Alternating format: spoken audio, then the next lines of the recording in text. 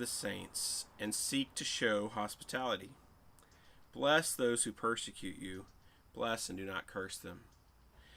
So what do we see here? We see Paul calling us to love our neighbor. That's what the way Jesus said it. But specifically, he says to contribute to the needs of the saints. Traditionally you'd think of this verse in the sense of giving and financial support and that kind of thing. And so as people have needs, as Christians have needs, we want to help meet those needs.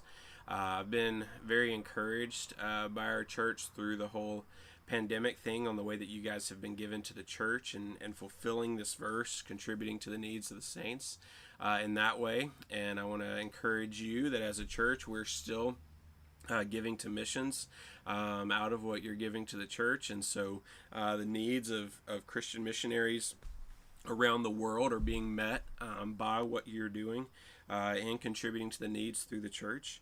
And so let's keep that up. Good job. Keep it up. But also, I was thinking this morning about this verse and maybe contribute to the needs of the saints. Maybe that's not just limited to financial needs or needs of physical nature.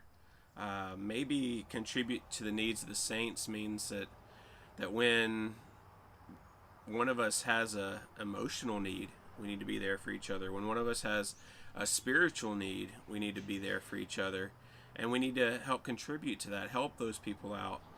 So as we hear of one in our body who is struggling with something or having a hard time or something like that, maybe we need to find ways to help contribute to their need and help them through that.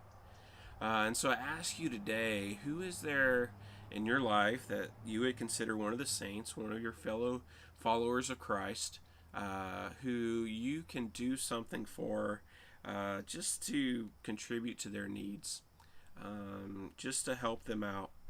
And an example comes to mind right now as I'm filming this.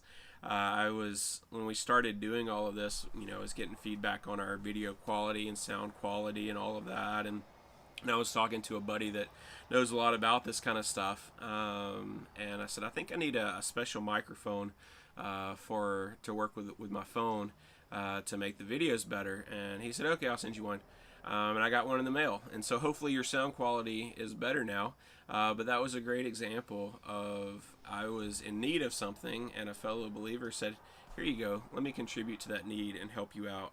And so yeah, we're called to do that. We're called to have that kind of open-handed just love for one another, where we can help each other out. And to seek to show hospitality. This one's hard right now with social distancing. How do you the traditional definition of hospitality is you have people into your home and you make them feel at home in your home. So how do we seek to show hospitality when we're not supposed to really have people in our homes, or a limited number of people now, as things are relaxing? But yeah, I challenge you to find ways to do this.